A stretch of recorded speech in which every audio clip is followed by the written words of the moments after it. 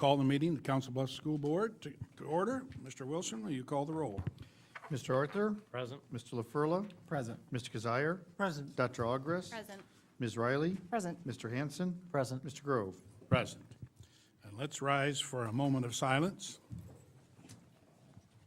And tonight, I'd like us to remember our good friend Vern Welch, and also the school board president of Missouri Valley that was killed in a car accident here this last few days. So a couple good memories there for our silence.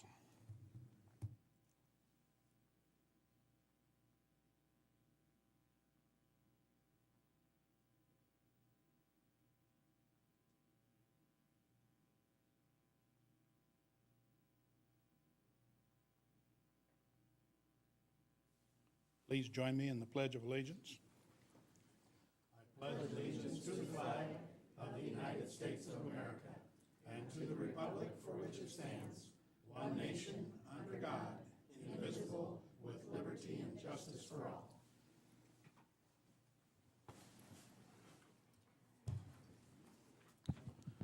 Next up is our recognition. We're proud of our schools and students and employees.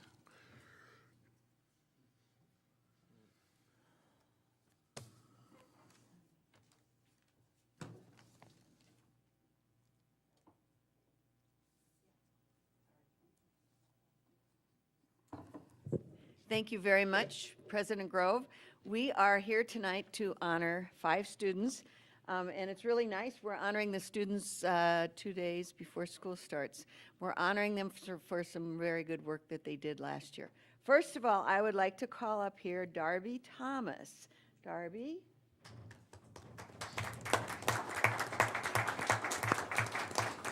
Council Bluffs was very well represented at the state track and field meet last spring. We're pleased that one of our student athletes earned honors, and we want to recognize her publicly tonight. Darby is an Abraham Lincoln sophomore who is the state champion in the Class 4A long jump. Are you going to be a sophomore? She was a freshman at the time. Darby, she was just a freshman when she accomplished this, and we are looking forward to 3 more wonderful years. I think it's worth mentioning that her dear brother Avery was honored last year for his 2nd place finish in the long jump and his 7th place finish in the 110 high hurdles. And Avery has gone to Italy, you might remember. So very, very talented family. Darby, we are so pleased that you are one of our students, and congratulations.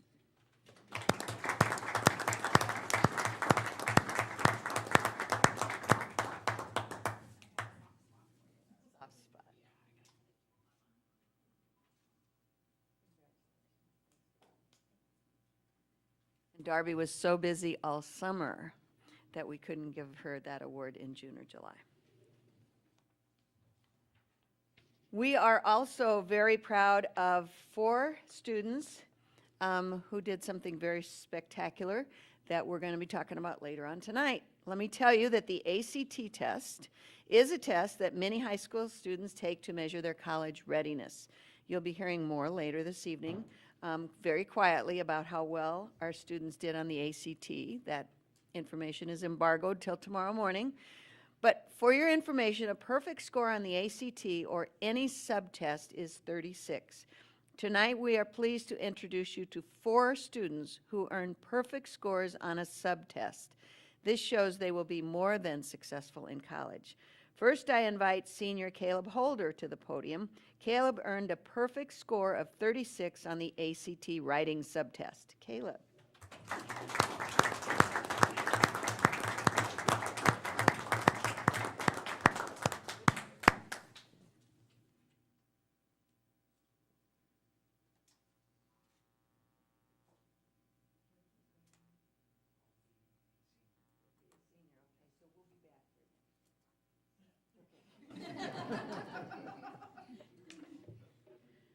Alyssa Clayton, please join me. Alyssa scored a perfect 36 on the ACT reading subtest.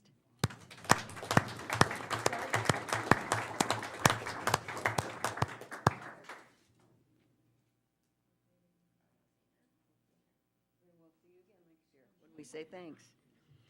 Please join me up here, Gage Weber. Gage earned a perfect score of 36 on the ACT reading subtest.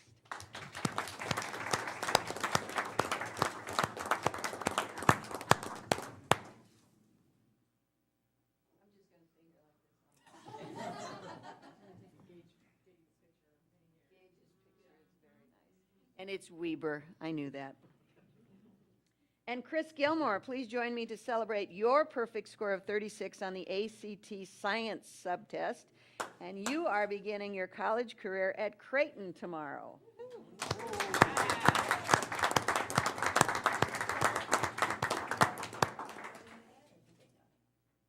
I'd imagine they knew. Congratulations to all of you and best wishes in your future endeavors. Tonight, we also want to do a call out to teachers and staff members in the Council of Schools who had perfect attendance last year. There's 3 screens. And there's 3 screens of them. So let me tell you who they are. Marcia Achenbaugh, Ethan Bandow, Jeff Bowe, Chris Brewer, Andrew Gregerson, Diane Johnson, Sandra Jones, Kelly Keller, Ann Laneson, Lonnie Lambert, Shannon Logan, Renita McLeod, Marilyn McKeegan, Michael Morgan, Mike Naughton, Cynthia Anka, Elizabeth Plott, Dr. Jason Plord, Jennifer Plummer, Steve Plummer, Sue Rice, Corey Russell, Shauna Sandow, Michelle Sandberg, Lisa Schwartz, Catherine Steifel, Marilyn Still, Michelle Tallman, Melissa Walden, Travis Walker, Shannon Weber, Deborah Wright Flork, and Becky Zorn. Wow. Perfect attendance for the entire school year. We're going to recognize them tomorrow morning also.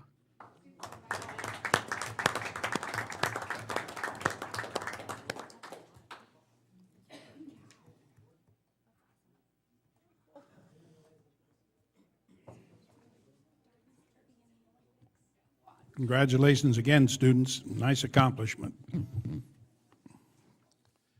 Next, we have approval of our agenda. Is there a motion? Yeah, I will move approval of the agenda. Second, please. Second. Take your pick there, Mr. Wilson, for the second. Any other comments, discussions about the agenda? Seeing none, all those in favor of approving the agenda, say aye. Aye. Those opposed, nay. Motion carried. Next is approval of the minutes of our July 26th meeting. Is there a motion? I'll move to approve the meeting minutes of July 26, 2016 as presented. Thank you. Second. Second. Second by Mr. Arthur. Any further discussion, comments? All those in favor of approving the minutes, say aye. Aye. Those opposed, nay. Motion carried. Next up is a chance for public participation. Is there anyone in the audience that wishes to address the board? Okay, seeing none, we'll continue on with the superintendent's report, student achievement. Thank you very much. Our first report under the category of student achievement is the 2016 Summer Exploration and Extended School Year Special Education Report. Dr. Vorthman is going to introduce some guests.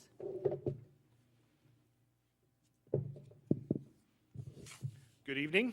Good evening. It's my pleasure to introduce to you 3 folks who led summer programming this year. They were our site coordinators, and then they also had site coordinators that they worked with.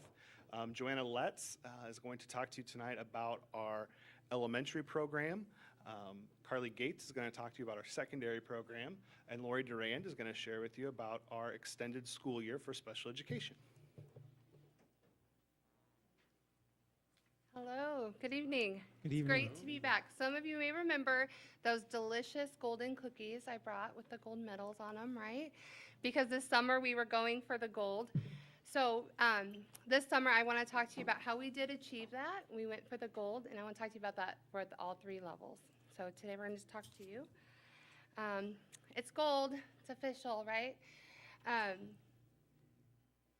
So for our elementary program, we want to just highlight a few of the things that really talked about our gold medal achievements. So one of the biggest pieces was our reading research with the Iowa Reading Research Center, the reading pilot.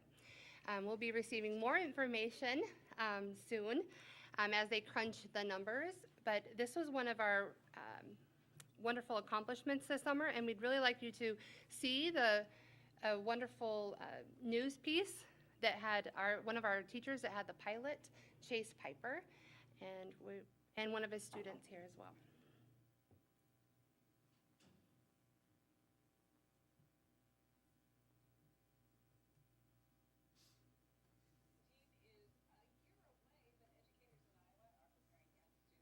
Let me get the sound on, 1 sec.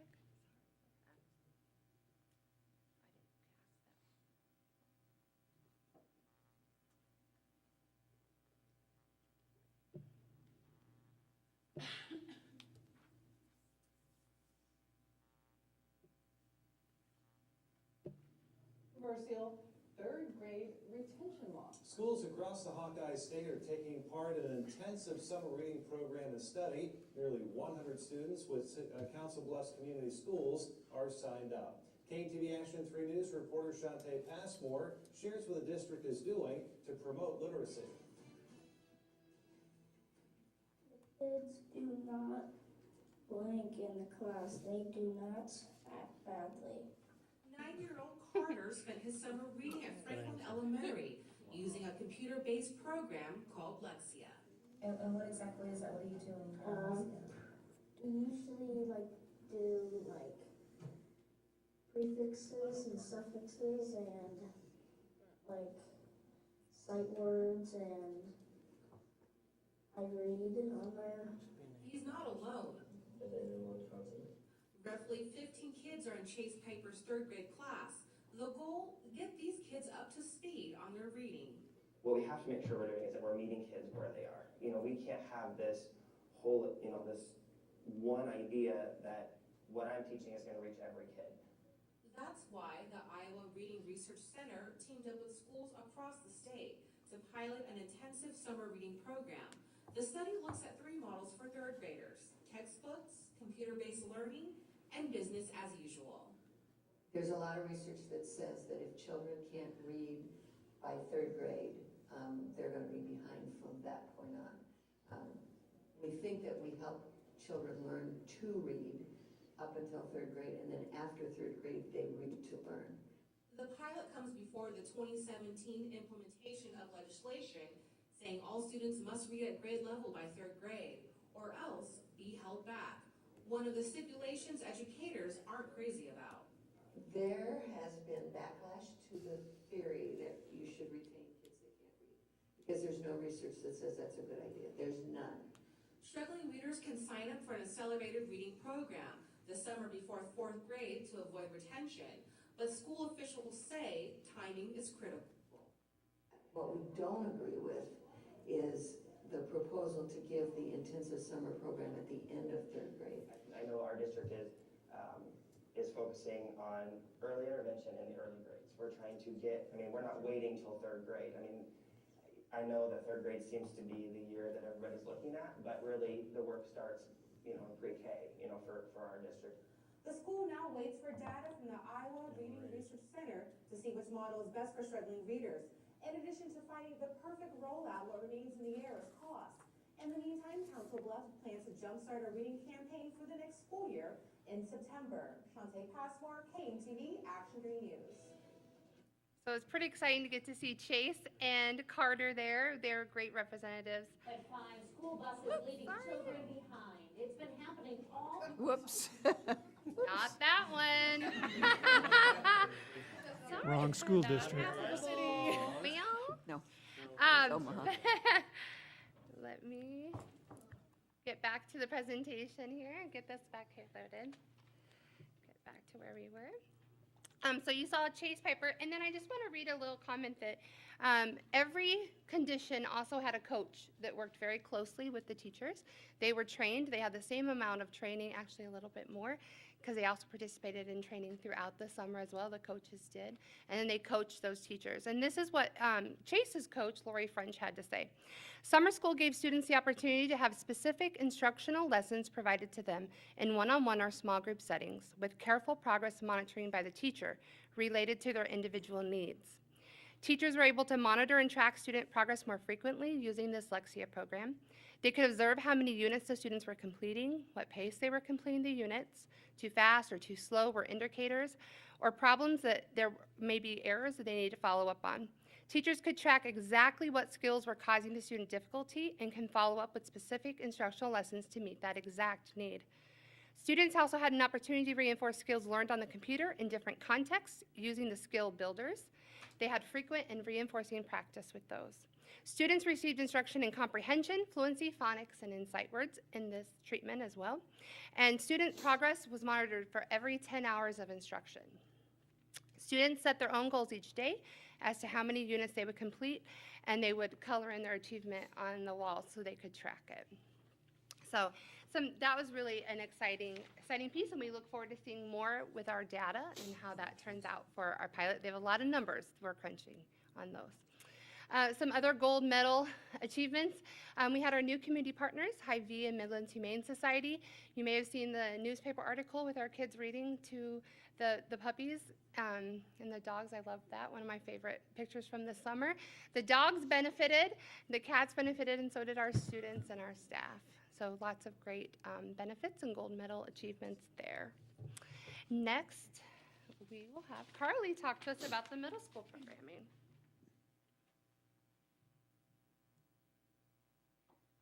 Good evening. Like Corey said, my name is Carly Gates, and I was the site supervisor of the middle level program this year. As you know, the middle level program is hosted at the Henry Dorley Zoo, and this year we achieved gold by being able to have visitors from the Iowa West Foundation along with Dr. Bruckner come and see what the students are partaking in each day. So we want to show you our annual slideshow so that you can see that as well. I didn't do it. Okay.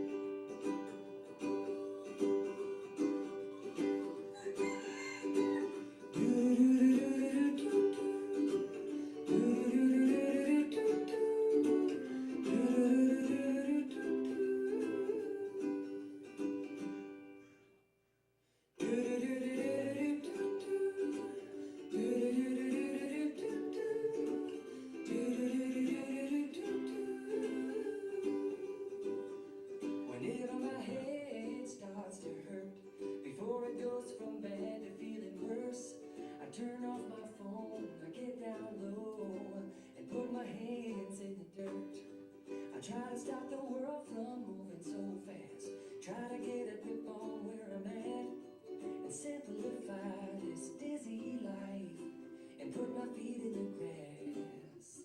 I'm going back to the earth. I'm going back to the earth. I'm going back to work. I'm going back to the earth.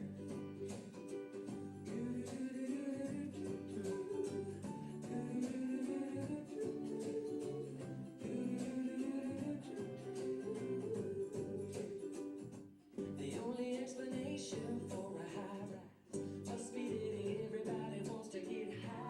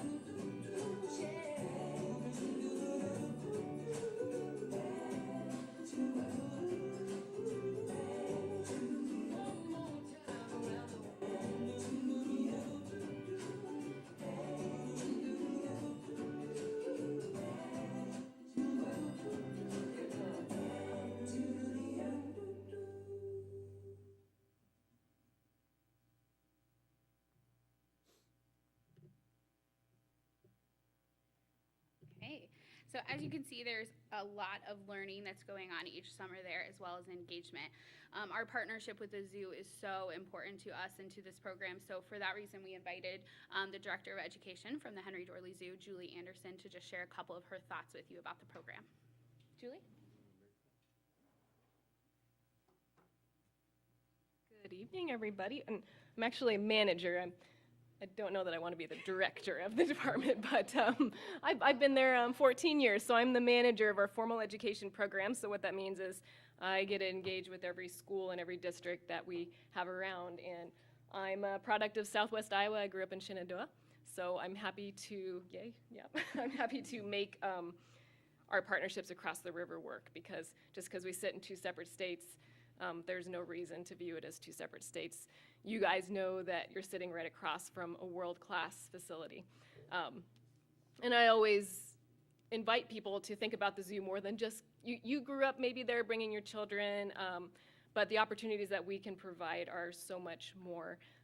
We have research, world-renowned research facilities at the zoo. We have one of the leading experts on coral in the world, and we're in the middle of the United States. We work with endangered plant species. We've brought a number of species back from the brink of extinction, many Midwest native species. So I think it's important for the kids. They're coming and they're being engaged. They're learning. What a better place to do it than seeing these animals in real life. I did bring props, but I love props. And they were in my car. But things that the kids get to see. I just want to show you guys real quick. Because I always have fun things with me. I'm an educator at heart, so I always have to carry things around with me. But things that kids get to see that, you know, I like to share with you guys too, because adults are children at heart too. But things that you read in our science textbooks, those are things that we're doing at the zoo. We're writing those things. So we're problem solving every day. Our keepers don't go to the textbook and say, how do I do this? How do I raise this animal, like this little king penguin that would be inside this little egg? How can we make this exhibit work for that little king penguin? Well, it may not, so we have to raise this baby, and this is what we have as it's called a dummy egg, but so we have them incubate these eggs, and while we're incubating their live baby, and then we reintroduce mother to chick, you know, but we only learn that by experimenting and problem solving, which I know is very important for our kids nowadays to know how to do those things. So they get to see little fun artifacts like these. One of my favorites I have to share with you guys, because our newest exhibit, Africa, that opened, and the kids got to see, some of the kids, which I think is really fabulous, got to see that exhibit start. So if they attended 6th grade summer program, they got to see the beginning of that. And then at 8th grade, they got to see the opening of that exhibit this summer, which is really cool. So we talk a lot about exhibit design, but you guys might know what this is, maybe not. I don't know. Giraffe neck bone. Yeah. This is a giraffe neck bone. So when we're looking at animals and their adaptations, we're always like, well, how many bones do you think a giraffe has in its neck? Most kids are like, they're so tall, they have to have, you know, we always get weird numbers, 100 or whatever, but they have the same number that you and I do because they're mammals. So looking at characteristics of mammals across the books, we share these common things. So this is one vertebra compared to your guys' vertebra. So the kids get access to these things. They get to see the real live animals, and they get to meet and engage with professionals who are leading the field in their studies. So I think as a child, I would have loved to have that, which is why I love working at the zoo, and I really appreciate the partnership with Council Bluffs, and I can't say that enough. It's important that we reach out and work with each other. So I want you guys to know how much we appreciate working with you as much as you do working with us. So we hope next summer we can continue with the program. Thank you. Thank you for coming.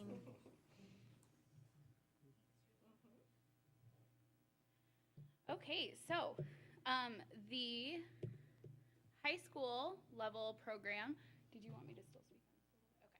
Okay. So the high school program had 18 graduates this summer, which is super exciting, up from 12 from last summer.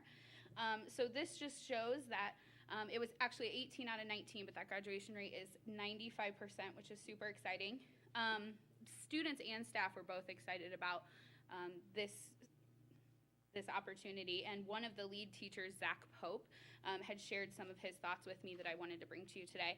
He said that this last summer we were reaching gold when 107 students earned close to 200 credits, which almost tied a summer school high for credits earned. However, we were not only able to reach for gold, but earn gold when 18 students earned their high school diplomas. Without this program, many of these students may not have graduated, but because of this summer option, these students will have better career options, a chance to continue their education, higher salaries, and more opportunities in life. So again, very exciting news from the high school program as well. And Lori has just a couple things to say before we're done. Hello, I'm Lori Durand, and I was the site supervisor for the Elementary Extended School Year program. So that is our program for our students with special needs who have individualized education plans, or IEPs. And Tracy Fresh and I were here in April, and I think we talked extensively with you guys about our program. So we don't have much now because what we wait for is that 6 to 8 weeks after school starts to see how our students are doing, because our goal with extended school year is to keep students from regressing.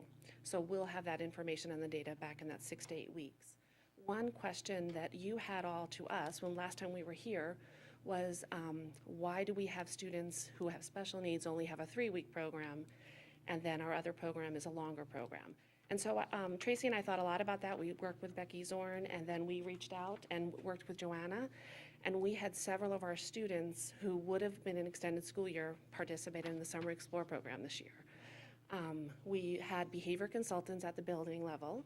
We had paraeducators that actually worked one-on-one or in small groups to support those students. So that allowed those students to have a longer program, and as you can see, a lot more opportunities. And that's how our students learn best. So we, in the extended school year program, served 182 students in elementary and secondary, and we'll have those results soon as far as how we're doing. At this point, when we did do our progress monitoring, we had about 85% of our students who maintained, so their last data point at the end of the school year was the same at the end of our extended school year. So that's good information. So we're just hoping to maintain that in that 6 to 8 weeks. So thank you. So just in closing, we want to say thank you to you, the Council School Board, that helps make this possible for us, the iOS Foundation, the Iowa Reading Research Center, and our many and growing community partners. Thank you, guys. Do board members have questions for these presenters? I guess I have a question that's more related to budget costs too. We had an increase, pretty significant increase in the special education expenses, I guess, or salaries versus kind of the number of kids we're serving. Is that some of that's driven by this increased focus on these kids and having more paraeducators there? What's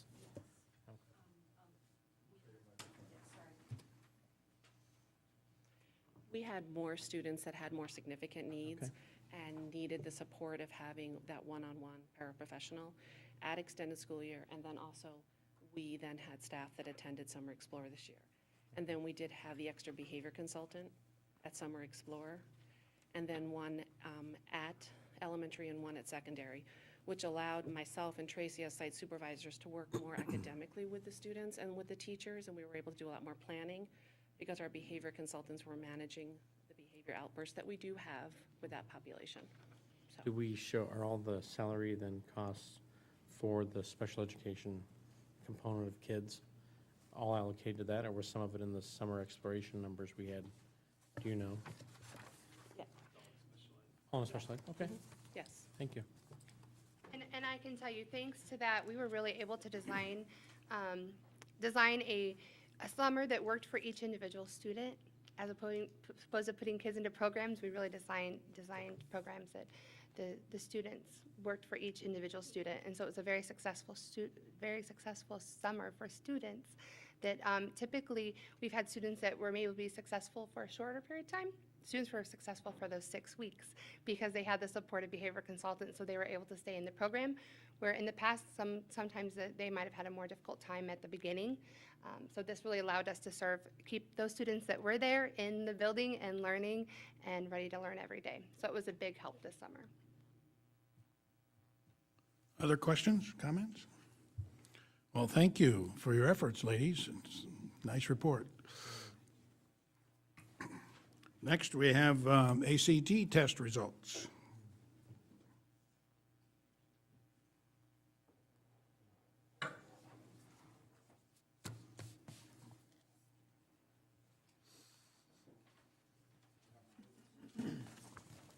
While Corey's setting up, I see Marty here, and Corey, and Tim,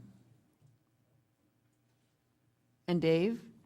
Our uniforms for tomorrow are not in. Yes, it's very sad. So I'm going to leave it up to you guys and our other partner, Julie, to decide if we want to wear our older uniforms or no uniforms. And I don't mean that the way it sounds. Really? Someone just let me know. But Interesting. those of you that want to know what we're talking about, come to the event tomorrow morning.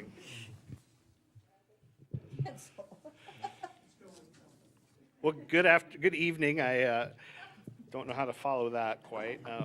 But I am going to talk to you a little bit tonight about our results from the class of 2016 for the ACT exam, which we were able to, just so happened we were able to honor some great scholars tonight who benefited from perfect scores on the ACT. So just to build a little background knowledge tonight, I want to share with you just a few quick facts about the ACT and remind you that, as Dr. Bruckner indicated earlier, these results that we're going to share with you tonight are embargoed, which means they cannot be shared publicly until about 3 a.m. tomorrow. So you are more than privileged to have, we can share them with the board members, we can share them with administrators, since they cannot appear in the press until 3 a.m. tomorrow. It probably is. Yes, so no tweeting, no Facebooking, no Instagramming, no snapping.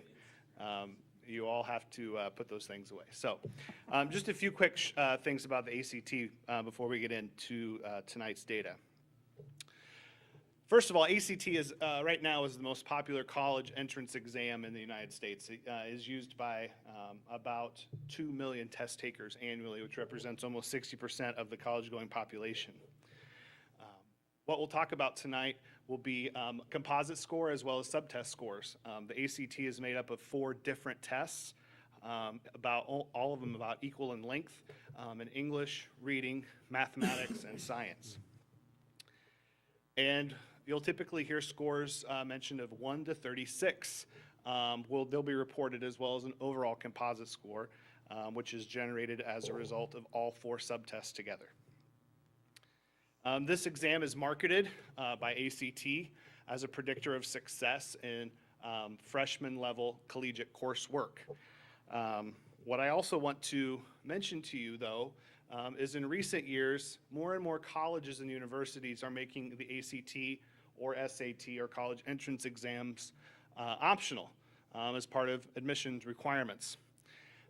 And I shared with you some information in the packet, at the very end of your packet, an article that appeared in the New York Times last year about some research that was done by a professor at Bates College that showed not only is there really no statistical difference between students who come in as submitting ACTs or not submitting ACTs, but the sad part is that oftentimes those that did not submit ACTs are the ones that have significant barriers in their life.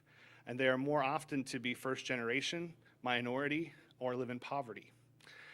So in that article, you'll see that author refers to the ACT as the test of the elites, designed to keep kids out of college rather than let kids in. So another point of view behind the ACT. And lastly, I want you to know that these data from the ACT reflect self-reported scores. That means, as we've talked about in previous years, they may not represent the best score that the student achieved, but they are the most recent score that the student achieved. And they self-select which high school they go to and what year they are in school. So we are somewhat constrained by the accuracy of which students report their home high school, and their year in school. And the most recent data would have been the April exam, is that correct? The June exam. This includes up until June. Yep. So 3 points I want to share with you tonight about the ACT data that you have in front of you. And it is cause for celebration. First of all, the composite score increased at both Abraham Lincoln and Thomas Jefferson high schools, and somewhat significantly, and we'll share that with you tonight.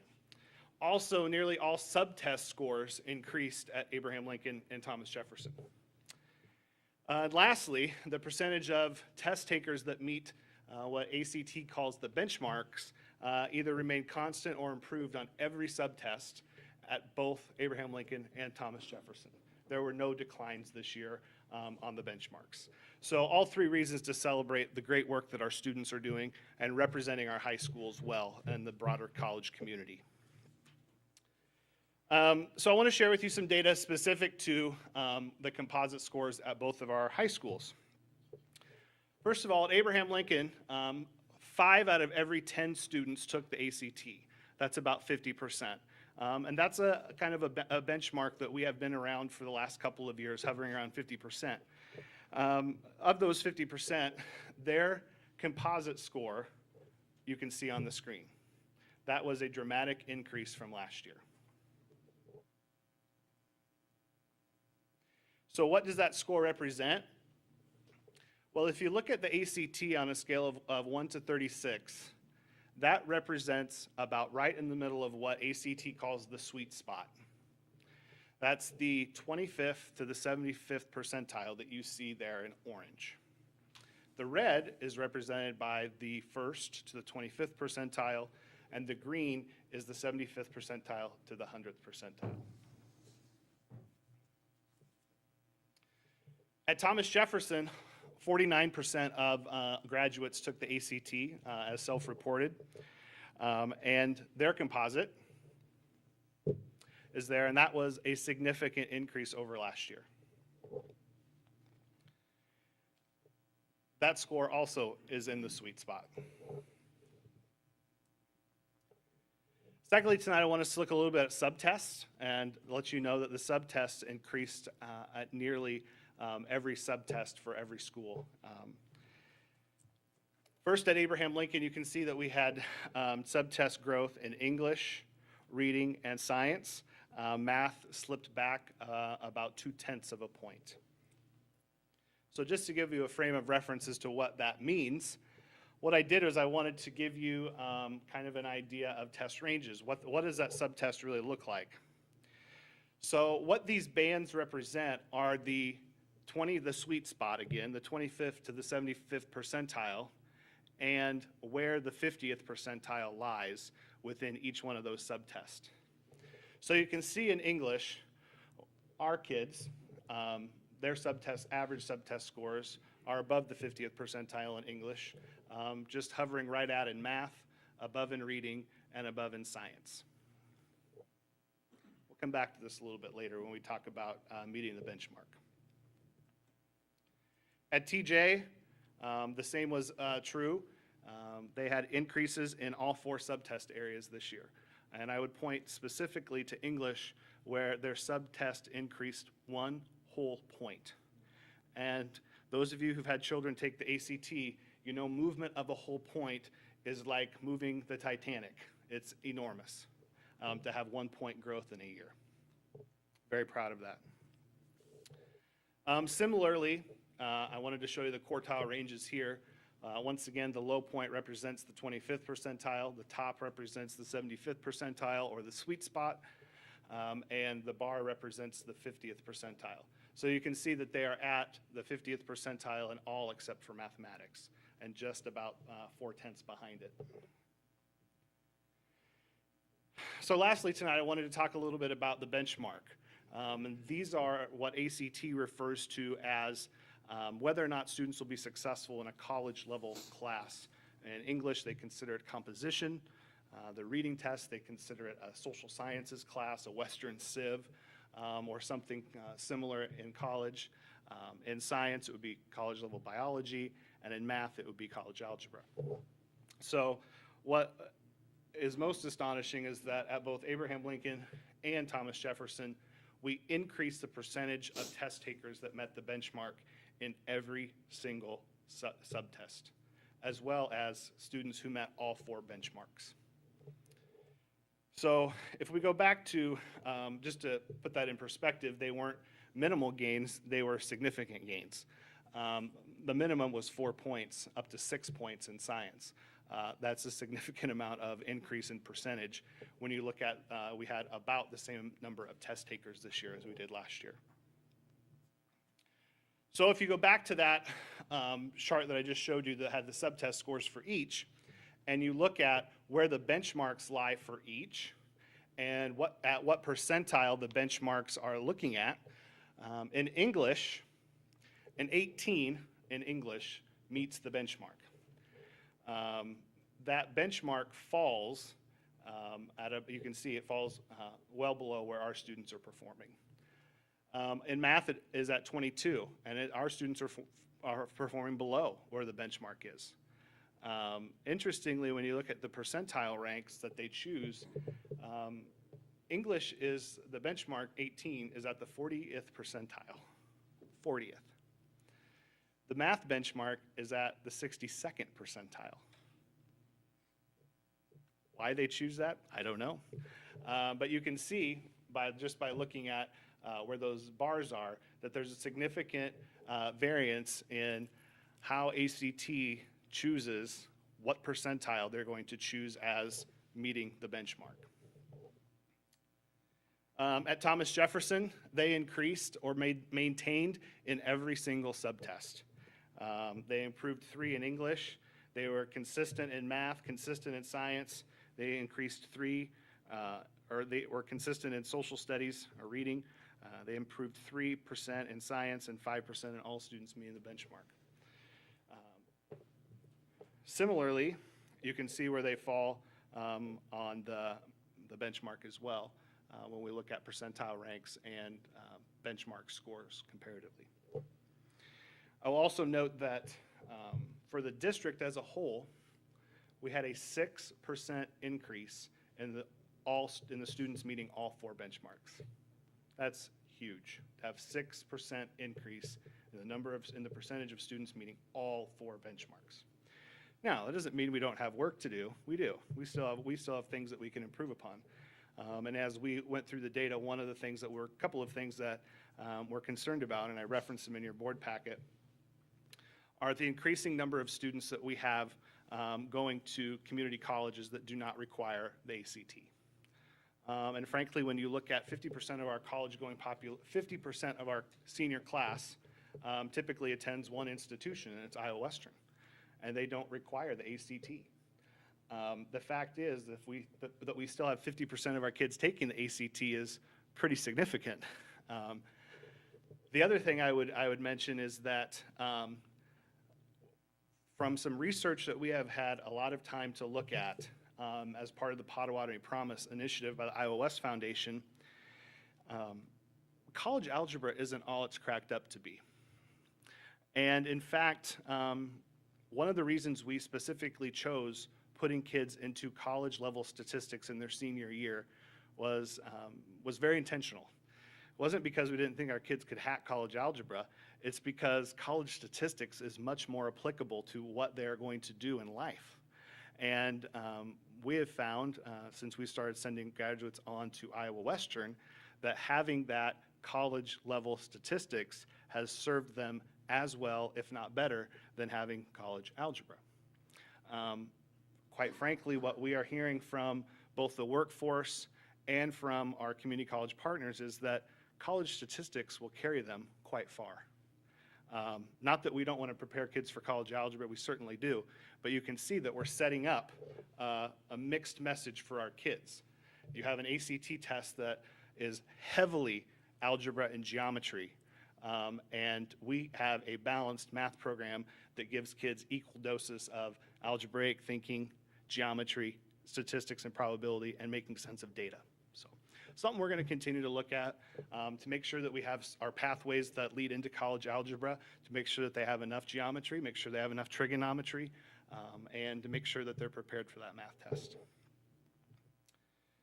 So 3 things I'm really proud about tonight, and you should be proud as well, that our students at Abraham Lincoln and Thomas Jefferson increased the composite score in both of their schools, that they increased nearly every subtest score, and that the percentage of test takers meeting the ACT benchmarks increased or stayed the same in every subtest at both of our high schools.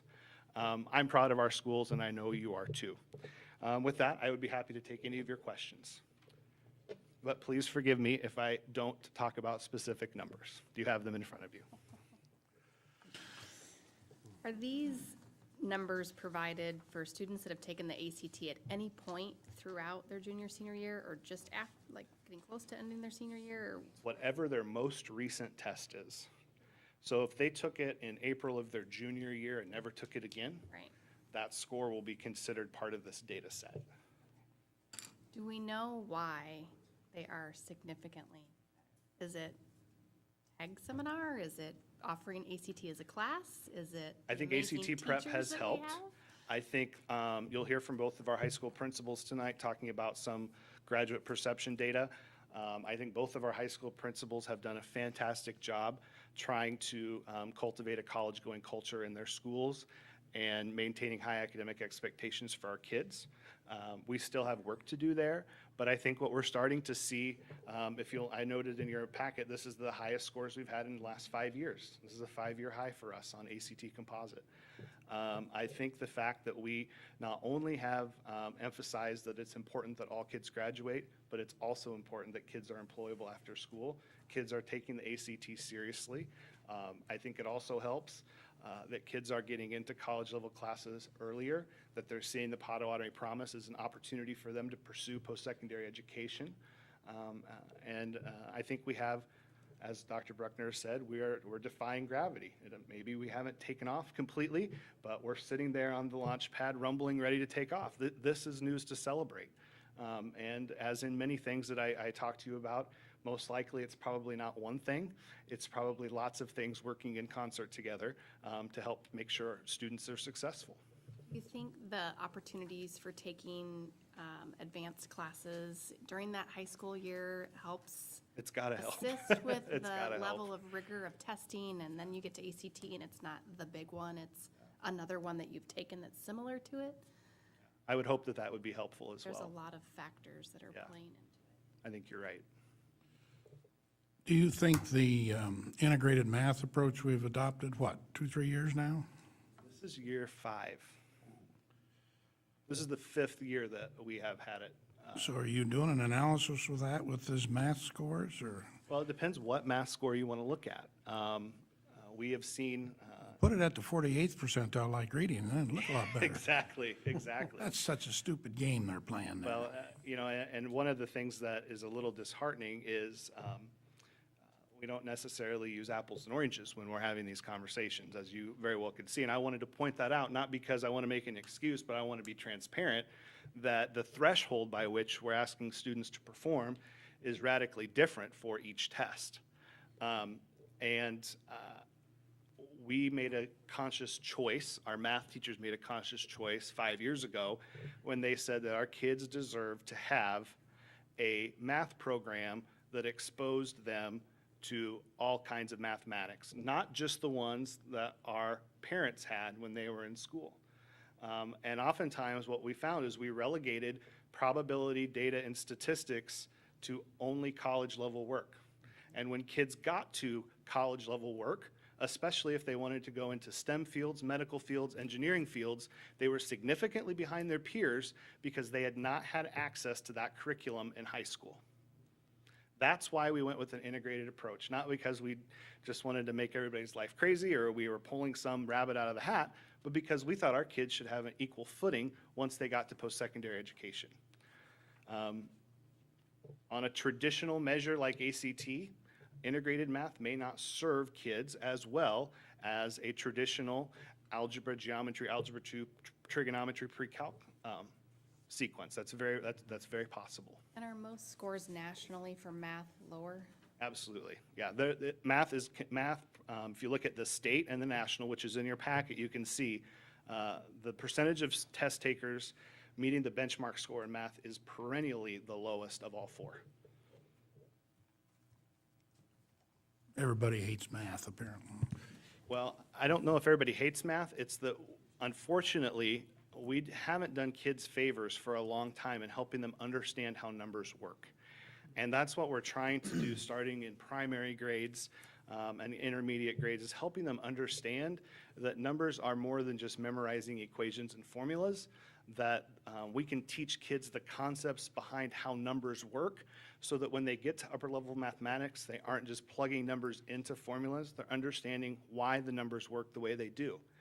And that's part of the outcry over, I'm sure you've seen it on Facebook, my daughter has 27 ways to come up with the answer, why can't she just use this one?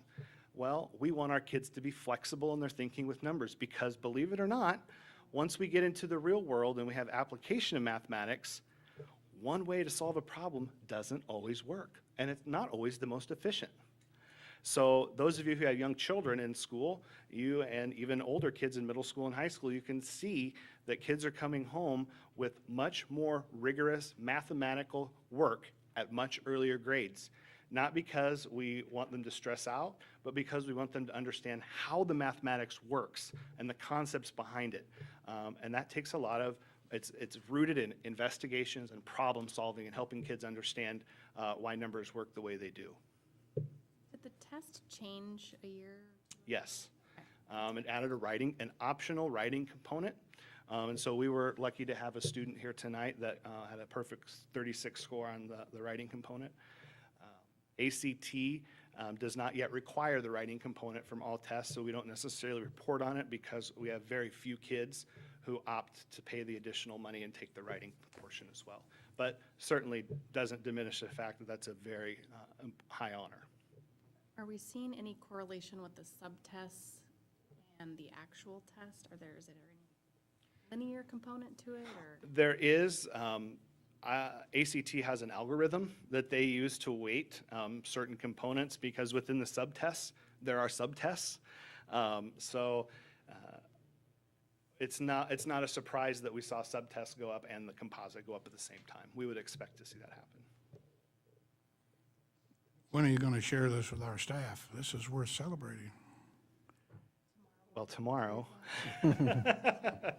It is worth celebrating. Coffee at Bill's And if you come to the celebration in the morning, I believe that there is a slide on it. So yeah, we absolutely want to celebrate this. Hard work from our teachers, our principals, support staff.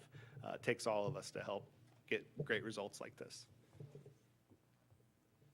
So Other questions, comments? Yeah, I just have one question on math then, since we're saying there's a disparity between what our kids are learning versus what the test is asking for. What do we think about a plan to try to, do we care about that component? Or do we say, hey, we need to add more algebra into our work, or is that, what's our thoughts on that, I guess?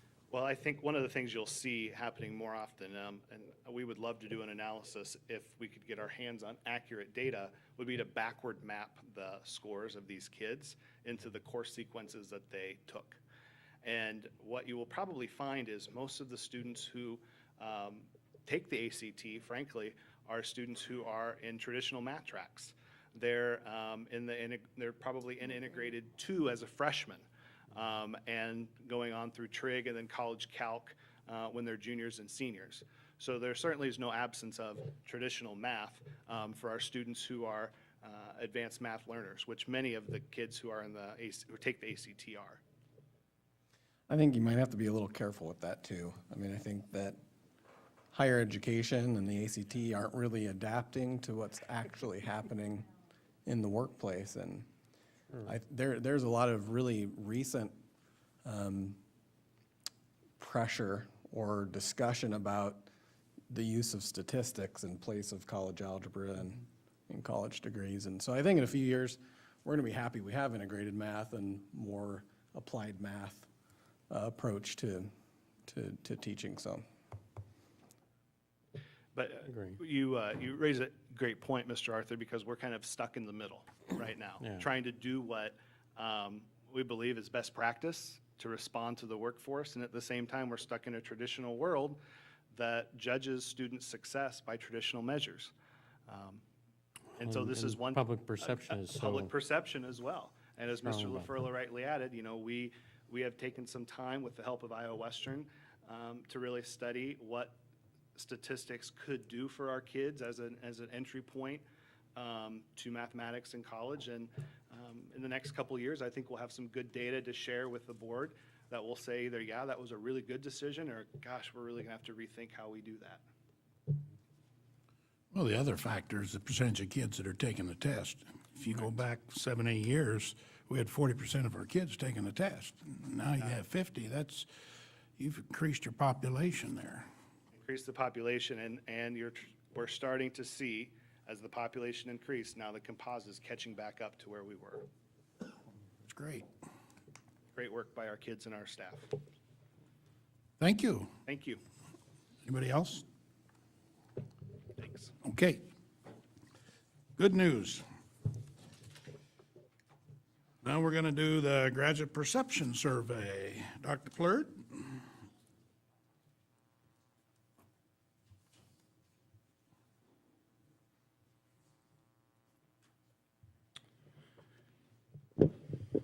Well, before I start, I just, as I was sitting there listening to Dr. Borthman present, I thought this is very appropriate that our presentation, Todd, Bridget, and I, follows that, because one of the immediate questions for all of us when we see that many celebrations is, why did that happen?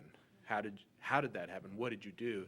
And I think we'll hear that question going forward after tomorrow from other educators, because like Dr. Forthman said, that doesn't just happen, that trend line, that consistent growth in all areas, that doesn't just happen statistically. There's some positive things going on to make that happen.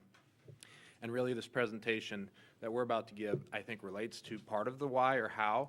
And one of the things that you guys know, as a part of our school improvement plan process, we really have two goals. We have the academic side, which Corey spoke to, and plans related to that and action steps. But the other thing that we changed maybe 3 years ago, we began to, what I would say, lead with climate and culture. We have a goal around culture, and we understand, many of us are parents and community members, we know that a positive school culture, a place where a young person can go and feel like people care for them, they feel safe and secure, attendance, which of course leads to more learning and leads to positive results. So we're here to share a little bit about the graduate exit surveys. It's a new survey. You guys know that we developed last year. I want to thank you for the opportunity to present the results. Also want to publicly thank Bridget Bellows, our Abraham Lincoln High School principal, and Todd Burnett, our Thomas Jefferson High School principal, are going to help me present, obviously because they're behind much of the results and their teams are also. Also want to publicly thank Diane Ostrowski, Chief of Communications, as well as Aaron Haddix, the new director for the CB Alumni and Friends Group, who have made a commitment to help us moving forward with. In the spring, you'll get some information about the follow-up surveys that are done at 18 months as well as 5 years. So those data points are connected. This relates to the 2016 grads. So we're going to share three highlights. One of the things that we know with data is it's important to have valid results, and one of the ways you can tell if you have valid results is by the number of response rate. We're happy to say, as a result of the new process we put in place, we had almost 90% of our students respond to the survey, so we feel good about that high number of response, so then we can make decisions with our school improvement plans based on the results. But today you'll hear that, or this evening you'll hear that students feel safe and cared for more than ever. Some huge celebrations. We had some movement and some questions that are very, very difficult to move. And we've been working hard, like I said, over the last 3 years to move those numbers, and we feel like we really turned a corner. And we see the presentation this evening and other presentations relating to that. And then we also know that students, and we've talked about this in this room, that students are asking for more from us, particularly in the area of financial literacy, which we've responded in a few ways related to that. And also they might not use the term college and career ready, but they understand that they're going out into the workforce, out into the world, and that they need some skills to be prepared to do that. And then as a result, we know we still have some work to do. So with that, I'm going to turn the mic over to our principals. Thanks, Dr. Plord.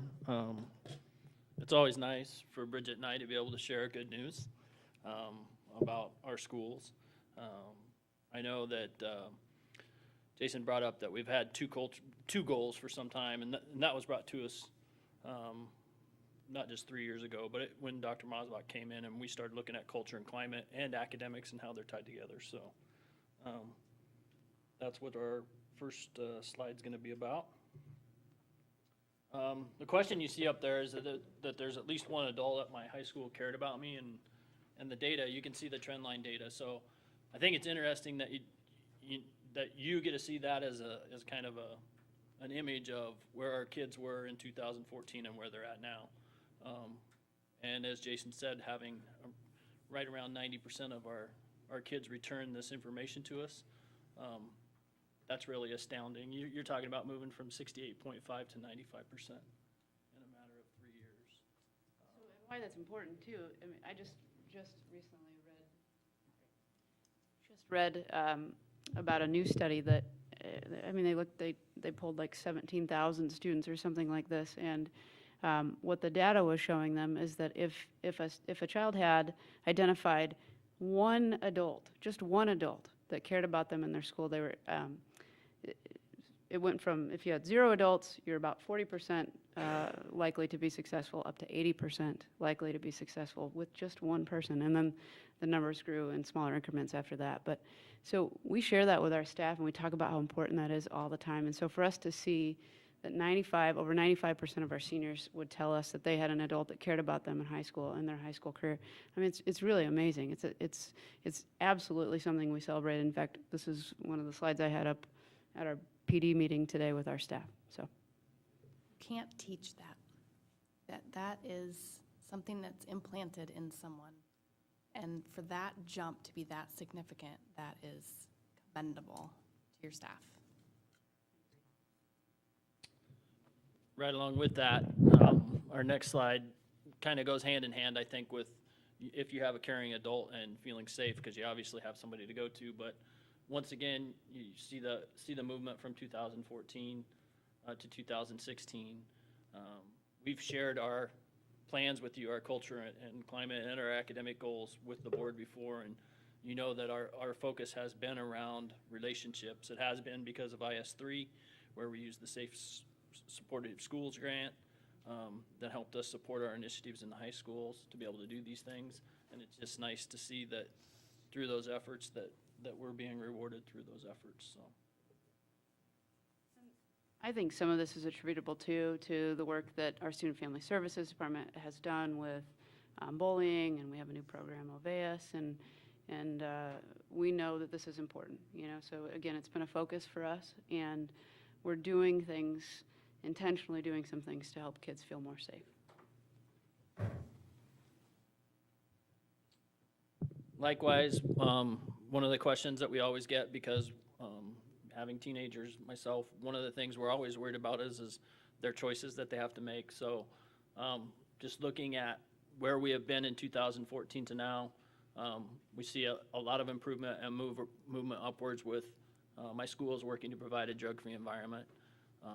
I think that's really important to our families and our kids and our parents to be able to start moving that data point in the same direction that we move the other two. So we're looking for good things from that too. And I would just say on this slide that what I like about this is that kids are recognizing that we are doing something about it. And that's sometimes, that's really a perception thing, but we are doing things about it, and kids are starting to see that too. Do you feel like the kids are coming to you more? Do you feel like they're feeling safer to report it, or? I certainly think that could be part of the case. I think that we are out there as administrators, we're out there talking to kids about this, and we're saying, hey, we're not trying to work against you, we're trying to keep you safe. We want our school to be safe. You need to trust us to come to us if there's a problem. I think that's happening. And I do think you get to a point too where kids they're tired. They get tired of it. They want to be in a place that's good and clean and where we don't have these kinds of problems, and so they do come to us. I think a big part with that too is that we have brought in people from outside the district through Student Family Services to really work with kids.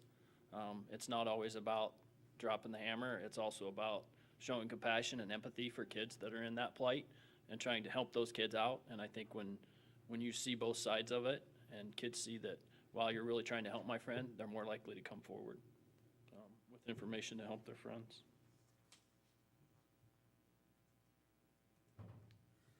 One of the things we brought up earlier was our students are asking for more. We wouldn't expect anything less when you have a safe environment and kids feel like they can speak out without fear and things like that. We get some good information back from kids. One of the questions up here is I feel prepared for my college career. We've seen gains. We were really stagnant for 2 years, and then this past year we made some gains in that area. I know Bridget and I's goal is that kids start to understand what college and career really means, and that we're going to get close to 100% on that. We really want kids leaving with those kinds of goals in mind, and that's something that we dramatically want to move higher. I mean, absolutely, I couldn't agree more. I mean, we want 100% of our kids saying, I am prepared for my future, you know, college or career or both. And so it's a data point that we want to keep moving. And I do think we've responded in some ways, which is why I think you've seen the percentage grow. You know, we have senior counselors at both buildings that are really focused on meeting with kids and talking with them about their future and doing some future planning like we've never done before. So we're moving in the right direction, but we have some work to do.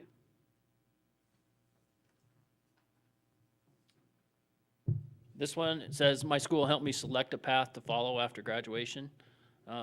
This is one that we've really kind of stayed pretty stagnant on. So that gives us good information that we can take back to our lead teams, because we both have them in our buildings, and we can start brainstorming just like we did with the IS3 and Safe and Supportive School grants. What are some things we can do with our kids to help them look at, I'm ready to go, do these things after high school. The percentage is not bad. That means 8 out of every 10 kids is where they want to be. But once again, the goal is 100%. We want kids to know not only is it important to graduate, but we want you to have some kind of a pathway mapped as you leave the building. So.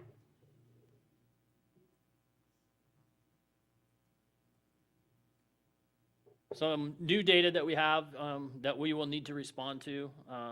If you look at this, in high school, I had the opportunity to learn about how to manage my finances.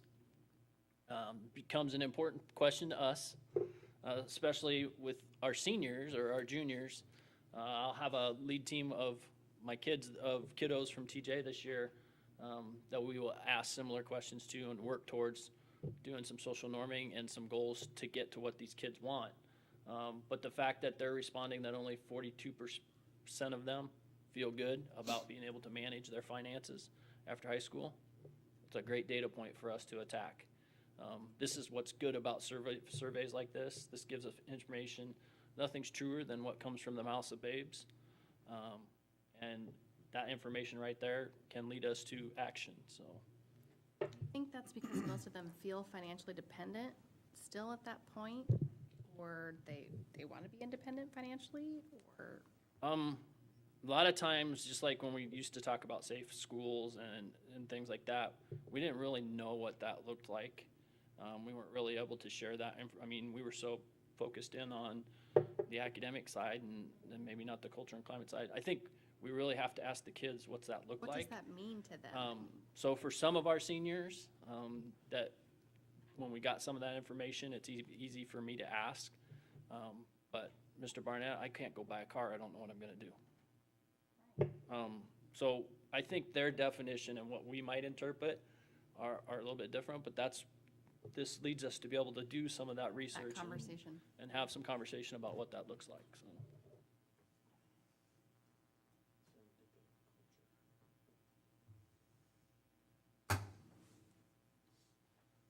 Thank you, Todd. Thank you, Bridget. You might remember we added the Money Matters class this year as an elective. So we're hoping that maybe that might push some of those results. But we're also talking as a teaching and learning department with our buildings about what are some other things we can do with financial literacy, because like Todd mentioned, the good thing about young people and the bad thing about young people, if you ask them, they will tell you, right? And so we believe the information's accurate. We've heard rumblings with this particular question about financial literacy. Like I said earlier, we talked about it in this room before, but we never really had a data point that we could say for sure. You know, was it just a few kids that were vocal? What was it?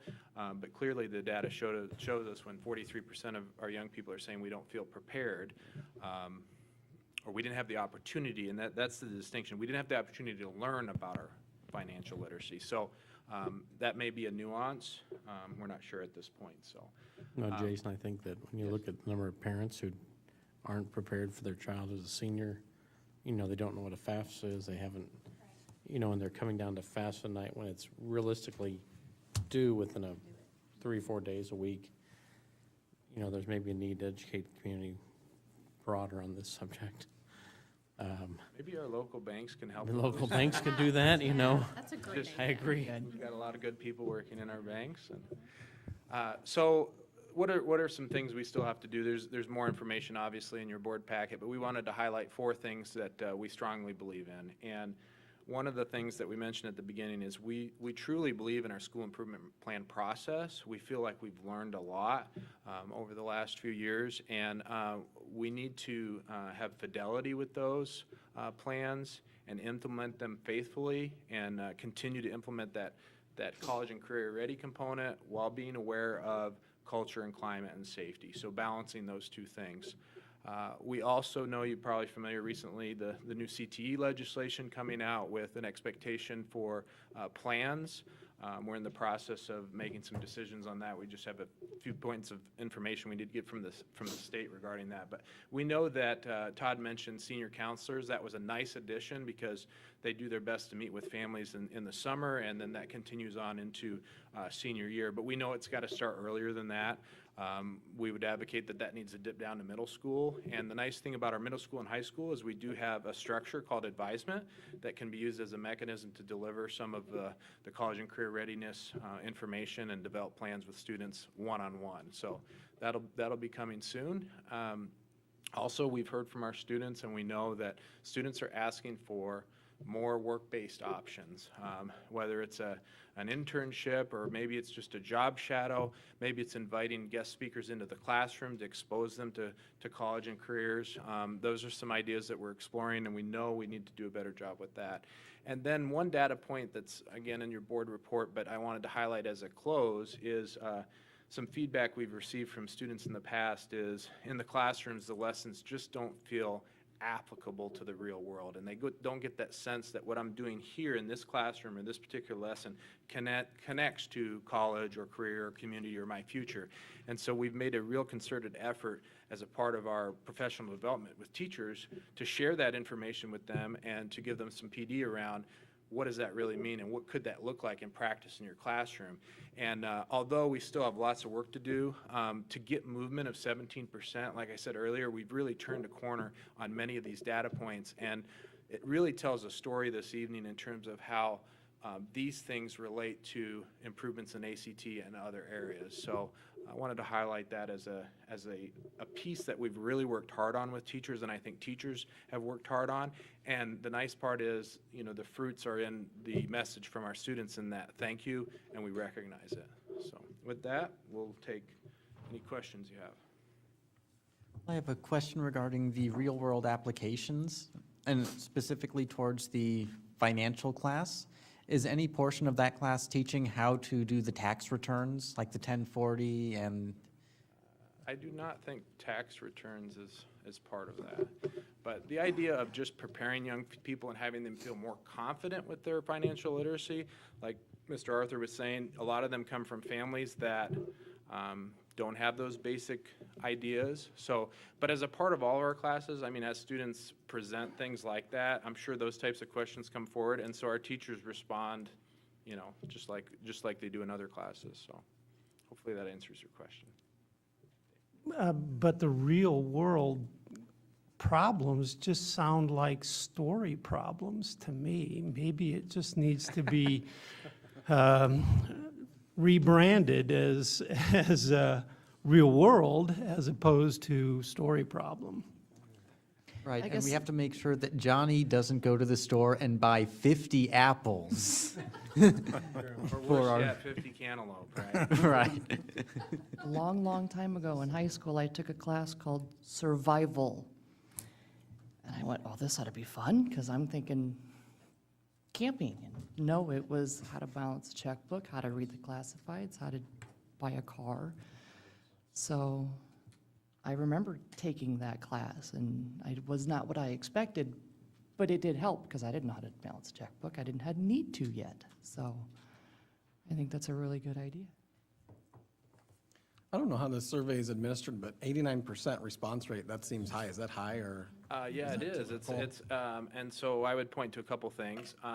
The old survey, which was a good survey also, but whenever you have a survey that's developed by somebody else and it's administered towards you or on you, you don't own that as much. So we took all year last year, you guys know, and I worked with a team of counselors and a team of teachers and administrators, and we sat down in a room on several occasions and we developed questions that could be our own. We developed these questions, but also 9 additional new questions. And so counselors and teachers feel like they own those questions more. They really got at what's meaningful, what type of question is meaningful to you as a teacher or as a principal. And so that's part of it. There's a lot of buy-in on the front end. And then we just built it into our checkout process. Seniors essentially are required to, as a part of their checkout, we're saying, we want your feedback. Your feedback is important to us. And so the goal there would be to have every graduating senior give us back information in order to help us make good decisions. So, yeah, we're proud of that, both pieces there. Yeah, I think the response rate and the slides, especially that first slide, demonstrate that students are engaged, teachers and staff are engaged, and that engagement's really critical. Yeah, it's really, when that number came back, to say that 95% of our students believe that at least one adult in that school cares about them, that really is a powerful, powerful data point. Thanks for bringing that back up. I mean, I think the principals did a great job of explaining that and how does that happen, really, and it starts with our principals, right, and expectations, and this is the kind of school that we want our kids to go to. This is the kind of school that other parents want their kids to go to, and so let's make sure that we care about those students and they know about it. I really like the Table 5, the sample student open-ended comments. Yes. Those were 2 questions we added because we wanted to allow students the opportunity to just tell us some things Some openly. really good ideas in there. Yes, very powerful statements. I agree. And also, there's 2 more questions that we didn't present here, but related to scholarships and related to, are you applying for colleges? And we got some good baseline data on that also, which will allow us to, as we roll out some of these other college and career ready initiatives, allow us to have a good baseline and see if we're making a difference with those things also. And another thing that comes to mind is because we're asking them the questions and they are trusting enough to give the feedback and tell us that maybe those responses and things will increase and get better in the future because, well, hey, they're actually listening to what we're saying. We want these opportunities, this is what we want, and they're actually doing something about it.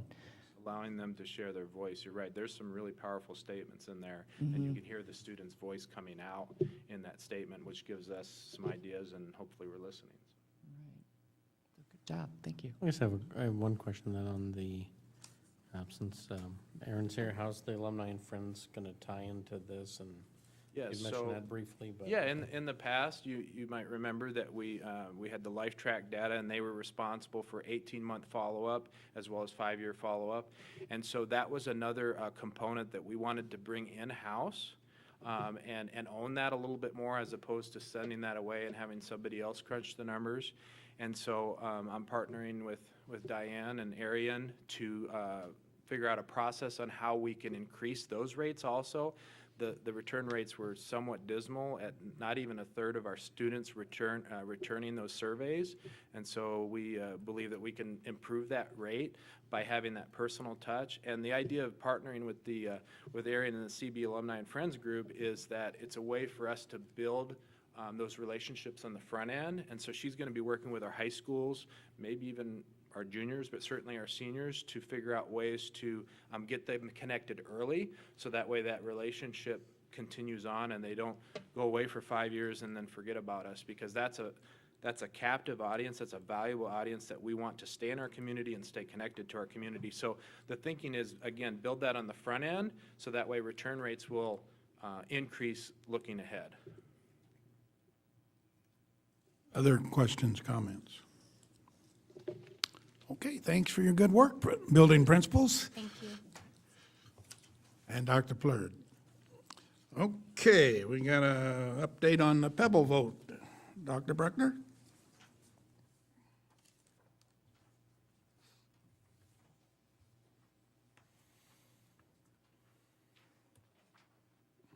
We do have an update on the Pepple vote. We're going to do this a little differently. You all have a sheet of information in front of you, because I know better than to put the board on the spot the same night that they do my evaluation. So it occurred to us that we need to be sure that the thousands of people that are watching us on television tonight are aware of the fact that we have a very important election coming up in the near future. Tonight, every single elementary school had a district representative at back-to-school night, trying to pass out information similar to this, and saying to parents, we have a very important school election coming up. We'd sure like you to vote. We can't tell you how to vote, but we would like you to vote.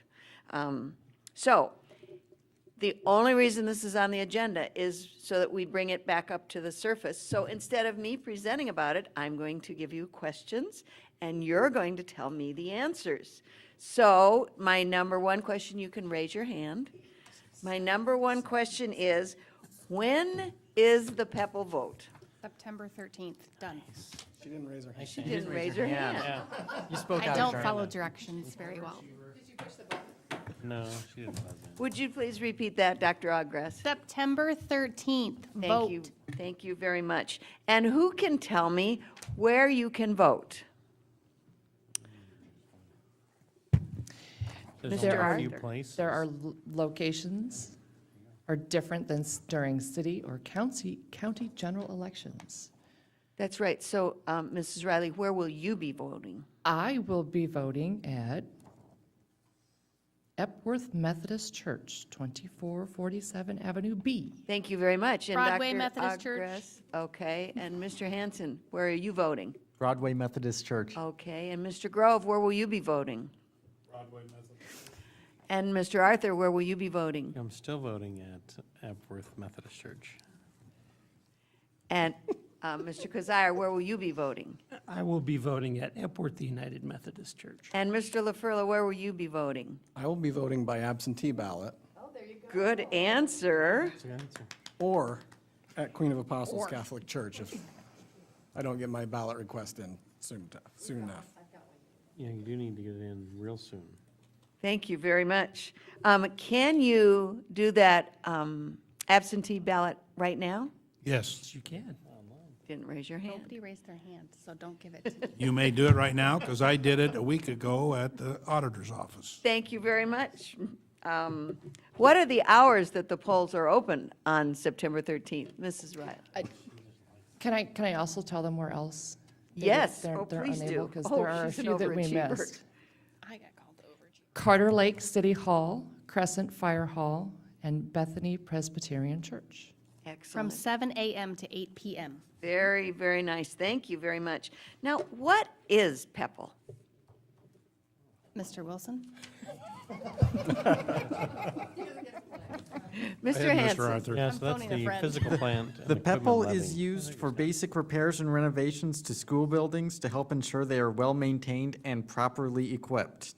The fund is also used to pay for our bus leases and technology purchases to allow more of the district's general fund budget to be used to more directly meet student need in the classroom. Very nice answer, Mr. Hanson. Well done. So it's not for salaries. It is not And for it's not for the salaries. stadium. That's a The very good Physical question. plant and equipment levy. Thus, You're saying it it's very says necessary PEPAL. for Pardon a, me? for a district to operate in the red, Imperative. not in the red. No, we don't want to be in the Sorry, red. not We in want to the be in the red. black. For us to operate not in the red. So how much money does the PEPAL raise in a year? Total? $3.5 million? $3.5 million. Excellent answer. That's a combination of both what the voters have agreed to in the past and what you have agreed to.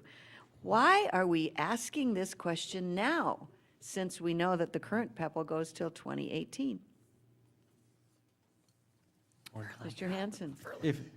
If the kind citizens of Council Bluffs approve it for us now, then we can make our plans for our budget moving forward. Whereas if we have uncertainty regarding it, then that creates budget uncertainties.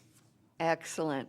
Not only are our ACT scores up and our student perceptions are up, but our school board is very well behaved and very well prepared to talk about PEPAL. So when is the PEPAL election?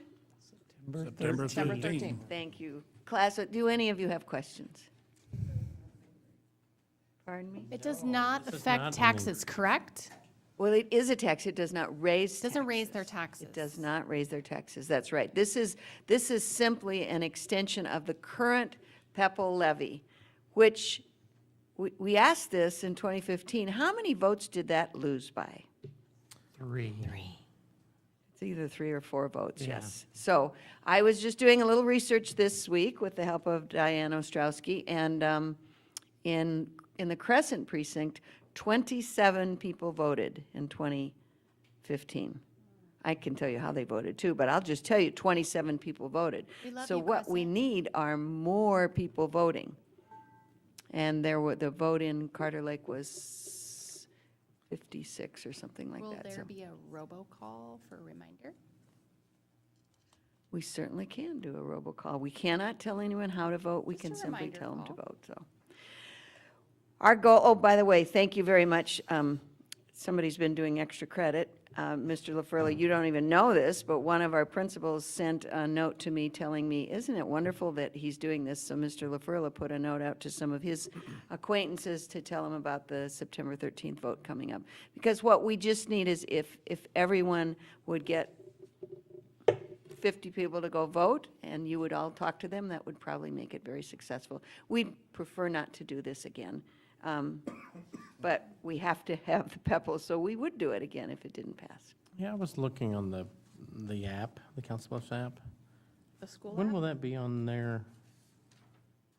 When will this information be on there? I can see it.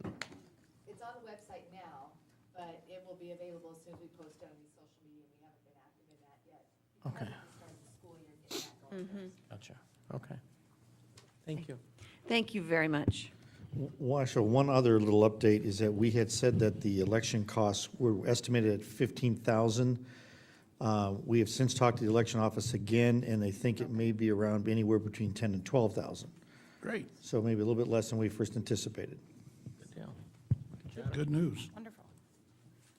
Thanks for that creative presentation, Dr. Bruckner. We can handle being put on the spot.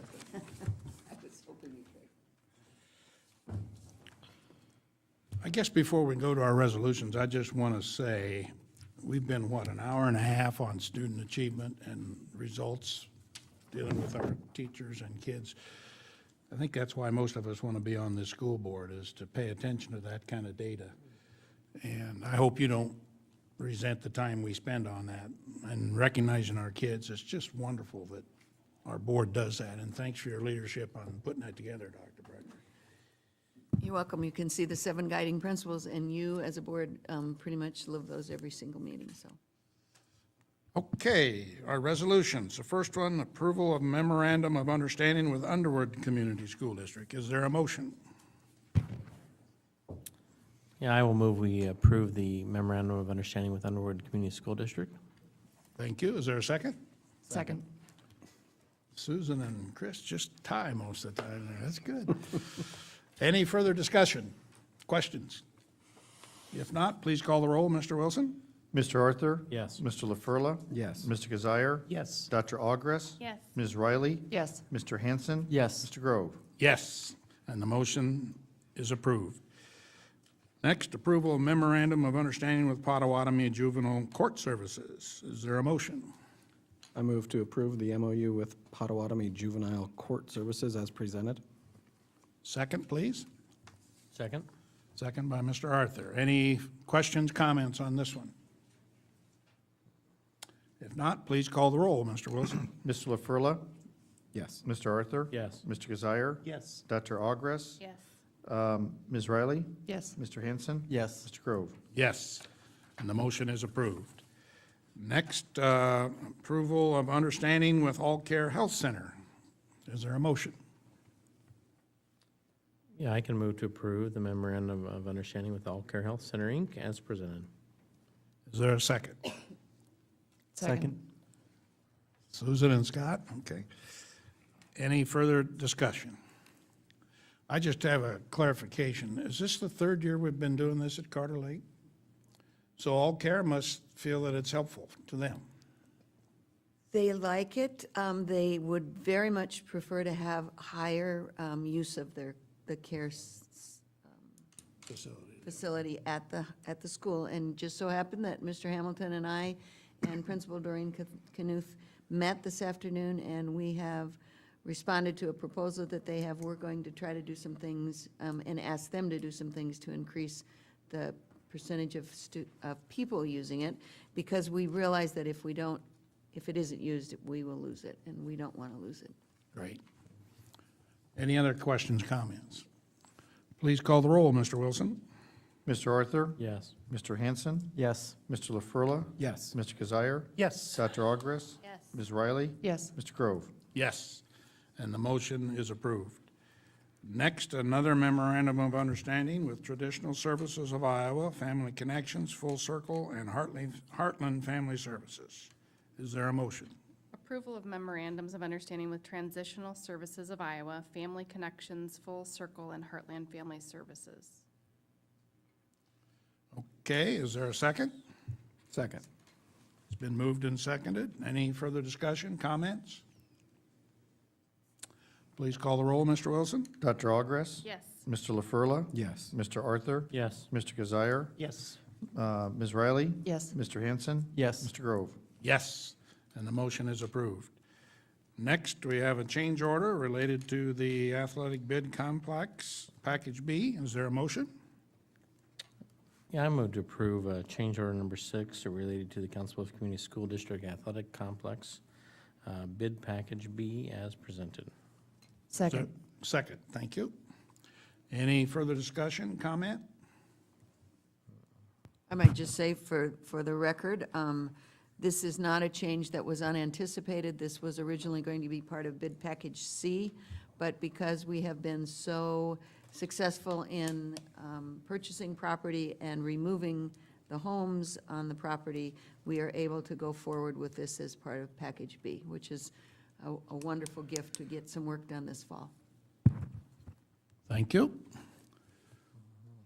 Any other questions, comments? Please call the roll, Mr. Wilson. Mr. Arthur? Yes. Ms. Riley?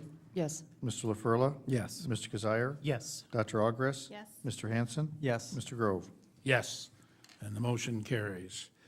Next, we have some job descriptions that need approval. Is there a motion?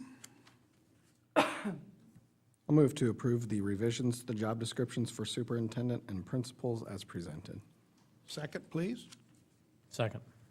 Second by Mr. Arthur. Any questions, comments, discussion on that? Looked like it was primarily due to strategic plan alignment. Right, curriculum management audit work, yes. Yeah. And you have another resolution following that's two others, and those are due to some realignment of duties rather than the curriculum audit. Any other comments, questions? Okay, please call the roll, Mr. Wilson. Mr. LaFurla? Yes. Mr. Arthur? Yes. Mr. Kazire? Yes. Dr. Ogres? Yes. Ms. Riley? Yes. Mr. Hanson? Yes. Mr. Grove? Yes, and the motion is approved. Next, revised job descriptions for Human Resource Specialist and Secretary Human Resources. I move to approve the revised job descriptions for Chief HR Specialist and Secretary Human Resources as presented. Second? Second. Seconded by Dr. Ogres. Any questions, comments about those? I assume our new director is okay with all of them? Good.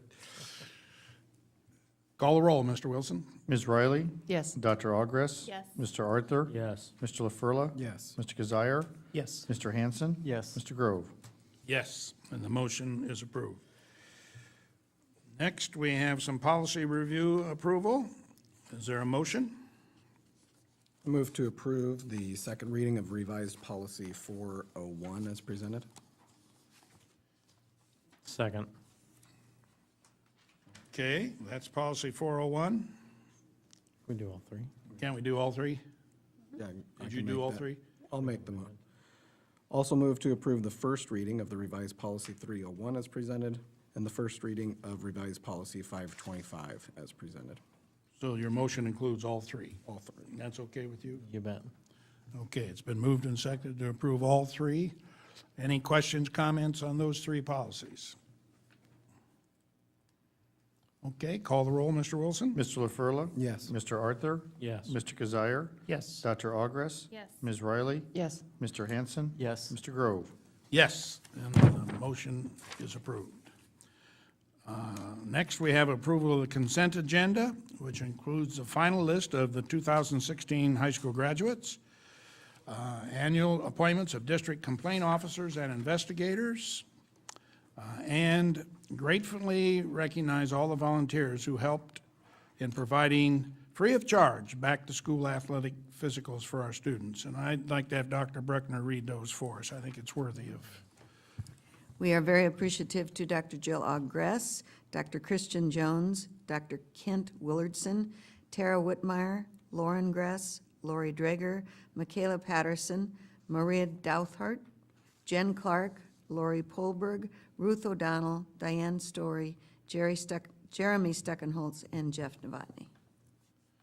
I think our families really appreciate all of you giving of your time for that. That's just really neat. Very much. You're welcome. Anytime. Well, consent agenda also includes personnel action and claims and accounts. I move approval of the consent agenda. Thank you, Scott. Is there a second? Second. Seconded by Mr. Arthur. Any questions, comments otherwise?